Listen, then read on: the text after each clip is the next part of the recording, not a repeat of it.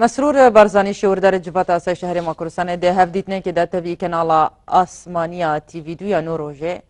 تبی داخواست کرنا پشگیرین بهترش بو هزین پیشمرگین کردستان لنوروژه ولاتن آزاد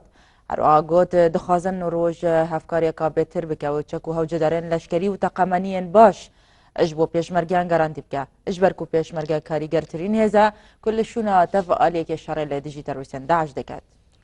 هەروەها لەبارەی ڕۆڵی پێشمەرگە و هاوکاریکردنی مەسرور بارزانی ڕایگەیاند هەر پێشمەرگەیە کە لە هێڵی پێشەوەی شەڕە ئەویش خاوەنی خێزان دایک باوک منداڵ و هاوسەرە بۆیە پێویستە بەو شێوەیە بیر لەوە بکرێتەوە کە چۆن سەربازێکی خۆتان لە هێڵی پێشەوە هاوکاری و پاڵپشتی دەکرێت ئێمەش چامان لەوەیە پێشمەرگە هەمان هاوکاری و پاڵپشتی بکرێت لەلایەن نۆروێژ و هەموو ئەو دەوڵەتانەی بڕوایان بە دیموکراسی و پێکەوە ژیان هەیە و دژی تیرۆر و توندڕەوین لەبارەی ڕوودانی هێرشە تیرۆریستەکانی پارێزیش ڕاوێژکاری ئەنجومەنی یاسایی شێرەمی کوردستان ڕایگەیاند پارلا لە دوانێکمدا کۆمەلگای نێودەوڵەتیم لەوە ئاگادار کردەوە و گوتم داعش بەتەنها هەڕەشە نییە بۆ سەر ئەم ناوچەیە بەڵکو هەڕەشەیە بۆ سەر کۆمەلگای نێودەوڵەتیش بۆیە هەرچەندە داعش لەم ناوچەیە بمێنێتەوە دەتوانێت مێتۆدی جودا پەرە پێ بدات بۆ ئەوەی لە ناوچەی جیاجیای جیهاندا کردەوەی تیرۆریستی ئەنجام بدات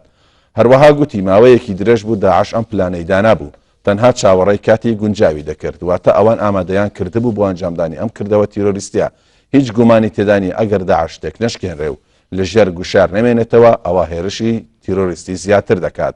لەبارەی چۆنەتی تێشکاندنی خێرای داعشیش مەسرور بارزانی گوتی داعش هەرتێک دەشکێ ئەمە جێی پرسیار نییە بەڵکو ئێمە تەنها قسە لەسەرەوە دەکەین کەی من دووبارەی دەکەمەوە ئەگەر جیهان دەیەوێت بە خێرای داعش لەناو بچێ پێویست بە پابندبوونی زیاتری هەموو لایەنەکان دەکات ئەگەر بۆ ئەمە بەتەنها پشت بە خەڵکی خۆجەیی ببەسترێ ئەمە درێژە دەکێشێت بەمەش داعش دەتوانێت نەک هەر هەڕەشە لەم ناوچەیە بکات بەڵکو هەڕەشە دەبێت بۆ سەرتاپای جیهان هەروەها بە بڕوای من داعش ئایندەی نییە بەڵام هەرچەندە بمێنێتەوە دەتوانێت هەڕەشەی زیاتر دروست بکات.